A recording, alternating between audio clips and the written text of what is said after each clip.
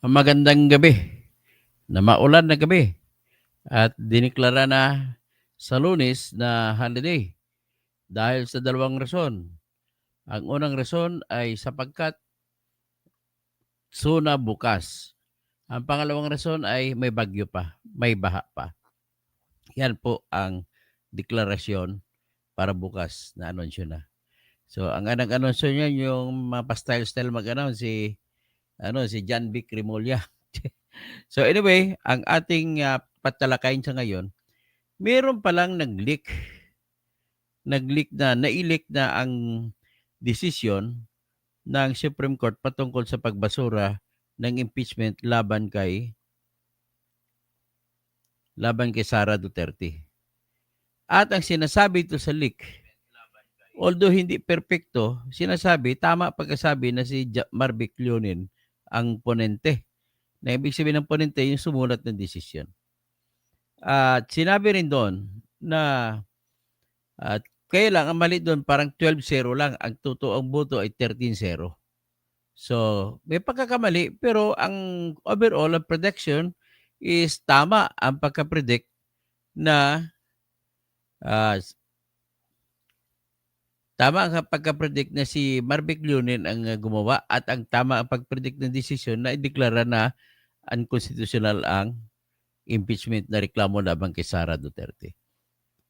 Yun po yung nangyari. Ngayon, ang pinost yung leak yon July 24. So July 25 po nangyari na nagkaroon ng decision ni release, pinalabas sa publiko. So kung July 25, ang ilang July 24, na ibig sabihin talagang magaling, maraming may insider siya. So ang official date ng decision ay July 25 din. Ang sa mga pirma ng mga justices ay walang nakalagay na date kung kailan sila pumirma. Nakalagay lamang ang date sa date ng decision na July 25 at ang pagkatanggap din sa kanilang records division ay July 25 din.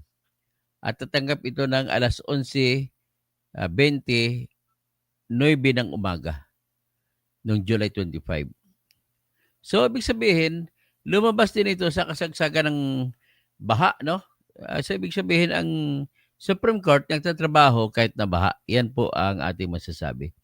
So, ngayon, unahin muna natin ipalabas yung sinasabi na leak. Ito yung nag-leak na desisyon. Makikita mo yung petsa ng pagkasulat, pagka-post sa Facebook, ay July 24. Kay Antonio Montalban ito na post. So, ang decision ay July 25. So, iyan lang po ang makita mo dyan. So, ngayon, pag-usapan natin, ano ba ang mangyari nito? Bakit na ipalabas na nailik ni Antonio Montalban? Ang isa lang klaro dito na may contact siya. A1 ang contact niya. So, ngayon, ang pinaka-problema ko lang dito is anong epekto nito? Alam mo, kung naging abogado lang ito si Antonio Montalban, disbarred na to. Kasi bawal po na isulat yung desisyon na hindi pa nilabas. Bawal nga makakuha ng kopya kapag hindi pa officially na nilabas. Confidential po yun. Yan yung trabaho na pang korte na in-confidential lahat. Confidential lahat po ng desisyon ng korte hanggat sa hindi inilabas officially ng korte. Yan po ang problema nito. Sabi ko nga, kung abogado lamang si Antonio Montalban, na-disbarred na ito. Sigurado po ako na-disbarred na yan. So ito po yung ipalabas ko sa inyo. Sa petsa ng kanyang post ay July 24 din na post.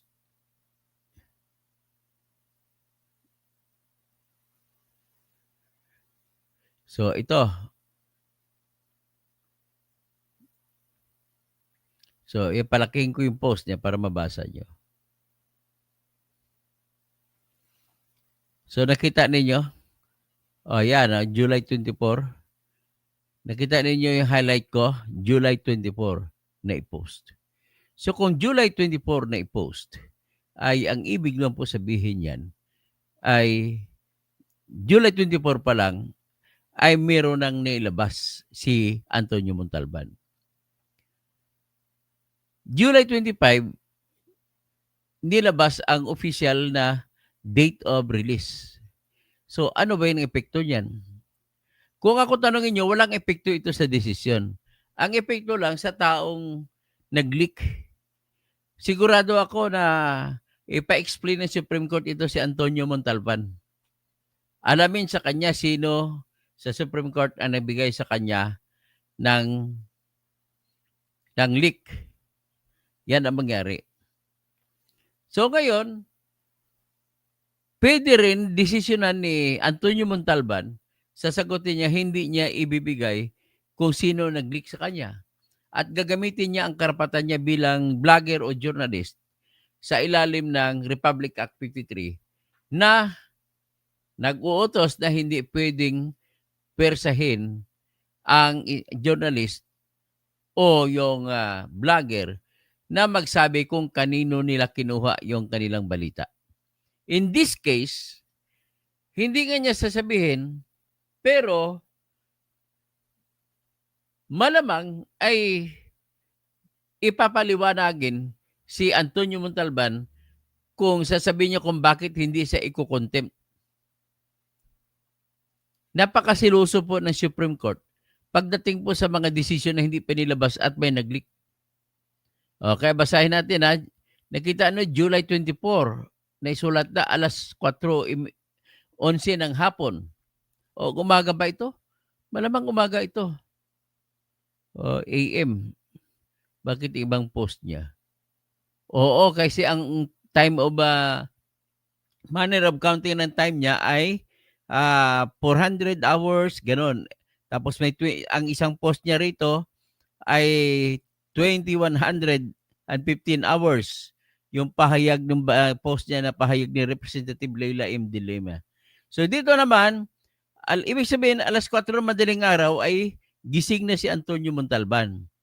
At malamang ay ginawa ng July 23 ang desisyon at may kaibigan siya doon sa hanay o sa staff ni Marvic Leonin.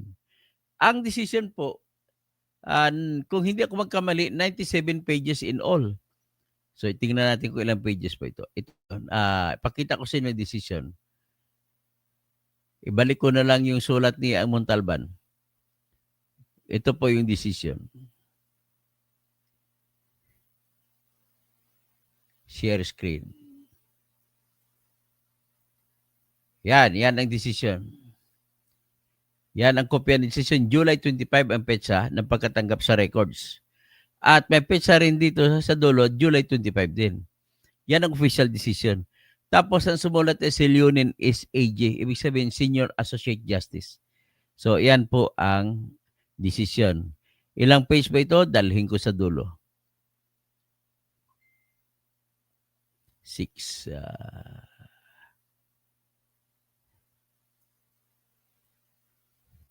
97 pages in all. So, sa 96 page, sinong pumirma ng mga justice? Ito, sa page 95, si Marvic Leonin, na Senior Associate Justice. Siya pinaka-senior kasi. At tapos ang Chief Justice, pumirma si Alexander Gismondo. Sa kaliwa, si Alfredo Benjamin Caguiwa ay pumirma pero sinabi dito na unofficial business. So, wala siya on official business. No part. Tapos, pumirma si Ramon Paul L. Hernando. Mayroon siyang separate na opinion na concurring. Pumirma din si Amici Lazaro Javier. Sino ba yun? Pumirma. Hindi siya pumirma. Nilagay siya ng unofficial business. Ang pumirma dito, yun nagsumulat ng unofficial business. Tapos si Justice Henry Jane Paul B. Inting ay pumirma, may sarili siyang concurring opinion. Tapos si Rodel V. Salameda ay pumirma din na meron din siyang concurring opinion. Si Samuel H. Gairlan ay pumirma with concurring opinion din. Tapos si Ricardo Rosario, si Judge Ricardo Rosario, pumirma. Si Justice Joseph Y. Lopez, pumirma. Tapos on leave si Japar B. Dimampao pero nag-iwan ng boto. At ang boto niya ay concurring. Tapos si Justice Jose Maidas P. Marquez ay pumirma. Si Justice Antonio Tico Jr. ay pumirma. Si Justice Maria Filomena Dising ay pumirma. Kahit on leave siya. On leave siya ba? Hindi siya pumirma. Only 1, 2.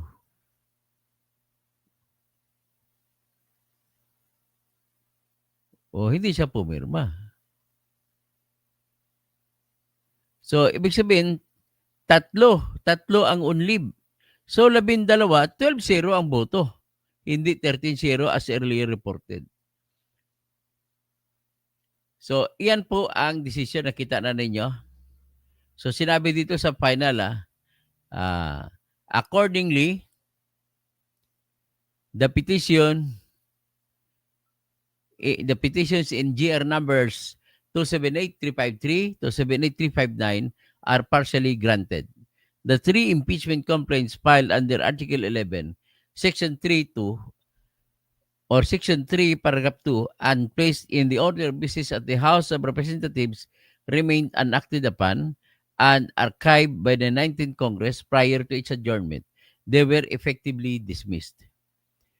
Next, the subsequent filing of the articles of impeachment under Article 11, Section 3, Paragraph 4 against Vice President Sara Z. Duterte and its transmittal by the House of Representatives to the Senate of the 19th Congress is considered to be a separate and distinct mode of initiating the impeachment process. The articles of impeachment are declared barred by Article 11, Section 3, Paragraph 5 of the Constitution. Likewise, they are unconstitutional and are deemed null and void ab initio. Ibig sabihin, unconstitutional ay lumabag sa Constitution at kung null and void ab initio, walang bisa kahit sa simula pa lamang. So, hindi siya legal. So, consequently, the Senate did not acquire the jurisdiction. So, walang jurisdiction ang Senate. So, sinabi sa decision, this decision is immediately executory. It shall be deemed served on petitioners and released upon publication in the Supreme Court website and receipt of the parties of their digital copy in accordance with AM number 250516-EC or the guidelines on the transmission to electronic filing. So, pinrovide sa kanila, sinerve sa kanila through emails. So, pag natanggap na sa email, ay good as tanggap na nila. At magbibilang na ang 15 araw na tinatag na palugit para makapag-file ng motion for reconsideration. Pero dineklara ng decision na immediately executory. Ibig sabihin pagkatanggap, execute kagad. Ibig sabihin pag in-execute kagad, ay hindi na bawal na sa Senate na magpatuloy kung mag-trial. So walang ibang gagawin ang Senate dito kung immediately executory ay mag-convene para mag-dismiss based on the lack of jurisdiction. Yun lamang po ang pwedeng gawin ng Senate. So ladies and gentlemen, ilimit lang po natin dito sa basahin po natin ang nangyari. Ano bang ang nilik kung sa examination pa ito ay marami na natanggal ng mga abogado sa pag-leak ng examination. So ito basahin natin po yung kung ano ang sinabi ni Antonio Montalban. Ito. Basahin natin Antonio Montalban, July 24 at 4:11 a.m. in the morning. Sabi niya, there will be no more impeachment trial. A Supreme Court insider relayed this news. The reason why Escudero redefined forthwith and stalled the trial is because the EC anytime now will release its decision declaring the impeachment of Sara Duterte as unconstitutional. Joel Villanueva is assisting Escudero in stalling the trial. So, ibig sabihin, gusto niya palabasin dito na may kutsabahan si Joel Villanueva at saka si Chis Escudero. Tapos, 12 justices will vote for its unconstitutionality. all 12 are Rodrigo Duterte appointees. Dito naman siya mali sa kanyang report kasi si Marvic Leonen ay appointed ni Noynoy Aquino. So, nagkamali dito si Antonio Montalban sa pagsabi.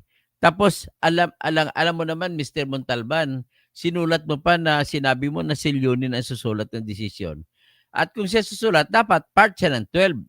So, kung part siya ng 12, bakit mo sinabi inubos sila lahat na appointee ni Digong Duterte? Si Marvic Leonen ay inappoint po ni Noynoy Aquino. Tapos may isa ka pang mali. Ano yun? Mr. Antonio Montalban, ang mali mo, si Justice Raul Villanueva ay inappoint ni BBM. Ka-appoint lang. Kaya hindi mo pwede sabihin, all are Duterte's appointees. Mali ka po. So, sabi niya, 12 justices will vote for it unconstitutionality. O, tama siya dito. All 12 are Rodrigo Duterte appointees. Mali siya dito. The insider said it was Bungo who managed the loyalty of these justices. Ibig sabihin, si Bungo pala ang nakipag-usap sa justices. So, Go was a beneficiary of Escudero's budget insertions. But there's a serious catch. The penalty of the decision will be a senior associate justice. Marvic Leonen, an Aquino appointee. Sinulat mo appointee pala, tapos 12 ka pa rin ng 12. Escudero has promised a reward. Leonen will be President Sara Duterte's appointee as Chief Justice. At 62, Leonen still has 8 years to go before retirement. He turned 70 in 2032. Only 2 justices will dissent. Benjamin Caguioa, an Aquino appointee, and Raul Villanueva, first appointee of BBM. Dito naman siya nagkamali. Kasi si Caguioa ay hindi nag-dissent, kundi hindi bumoto. At saka si Raul Villanueva ay bumoto at pabor sa ibasurang impeachment. So may kamalian din. Hindi perfect. Sa tingin ko, sinadya to ni Antonio Montalban na maliin para depensa niya pag kinasuhan siya na naglilik ng decision. Bawal ito po. Sabi niya, all this of course stand on a big if. If the info from the Supreme Court insider informer will come to pass and proven to be true. So whether the insider is telling the truth or not, the paramount response from us is vigilance.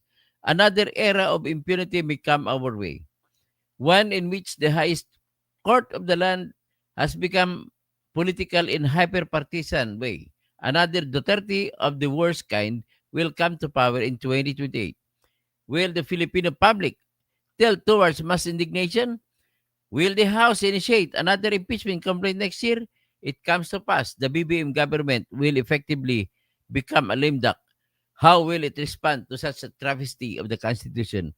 Yung panunulat nito na Antonio Montalban, I beg your pardon, Mr. Montalban, ay halata ka po that you are not standing on reasons. Dapat po, igalang mo ang rason. Kaya problema, hindi mo kinikilala na ang totoong rason ay ang totoong batas ay ang rason kung bakit dapat i-dismiss. Wala nang pakialam ang Supreme Court kung guilty o hindi si Sara.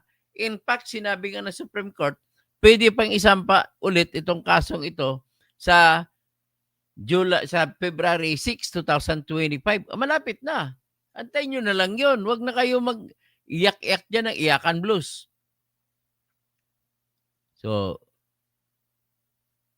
So ngayon, ang ating pag-usapan dito ngayon, ang aking nasasabihin, total 17 minutes na, ay mag-out na tayo. Sunod na po kayo kasi maglalabas ako ng bagong topic.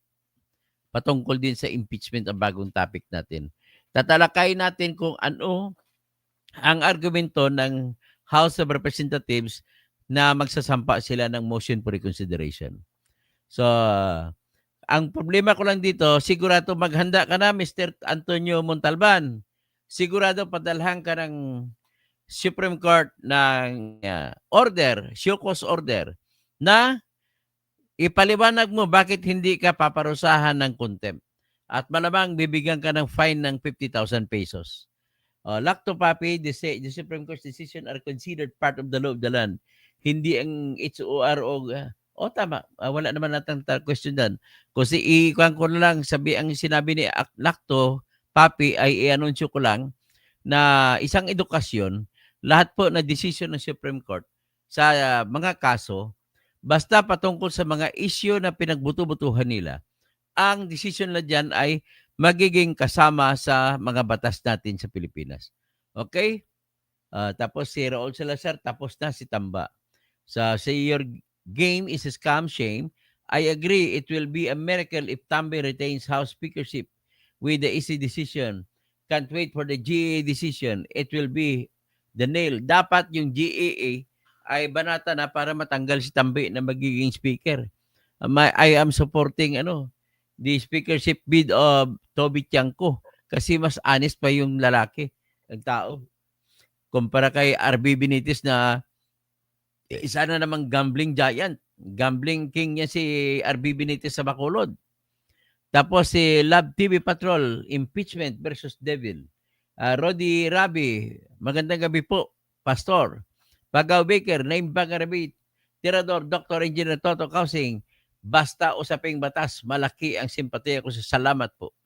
David Baruj, watching from California, attorney, habang nagbe-breakfast before going to church. More power po sa inyo. Salamat po. Have a beautiful Sunday. Sunday morning, I get on that track. Ayan ang kanta. Hey, hey, hey, it's a beautiful day. This is my beautiful Sunday. This is my beautiful day. Sige, magdasal tayo lahat. Beautiful Sunday sa US. Beautiful Sunday din sa Pilipinas. So, Raul Salazar, malamang matanggal na si Tamba. Heriberto Filemon Indiapi, snap election para malaman kung sino ang gusto ng tao. Lacto Papi, the Supreme Court's decision are considered part of the law of the land. Tama po. Yan po ang inulit ko na kanina. Basahin ko ulit. Sinabi ni Lacto Papi. Si Yuy Ong, yan si Tirador Toto. Batutoy, Kausing. Ano yung sabi niya? May engineer, doktor, senador at super large. Tunay na maisog at Oragon. Oragon, Tanoy! Oragon, maisog. Tapos si Jos A. Very educational ang explanation mo, Toto. Salamat po. Mercy Narbasa Suzuki. Toby Tiangco, mahusay na mayor namin sa Nabotas. Kaya sana mapalitan na si Tamba. Walang kwentang tao. Si Boyong Yangbo. Benitez, maraming kabit yan. Ang huling kabit niya pala si Ivana Alawi. Ako, kailan tikalon pa ito? Pareho kong ilong ko. Tikalon. Cardo sa Bukid. Sana nga, nagtatanggal na si Tamba. Matanggal na. Hope Brent, Cardo sa Bukid. Okay, so yan lang muna ang gagawin natin. Balik kayo at meron pa tayong pag-usapan. Pag-usapan natin ang depensa, ang motion pre-consideration ng House of Representatives at ipaliwanag ko sa inyo kung ano ang kanilang problema, kung mananalo ba ito o hindi. Maraming salamat at tatalakayin natin ang tinatawag na erroneous facts. Okay?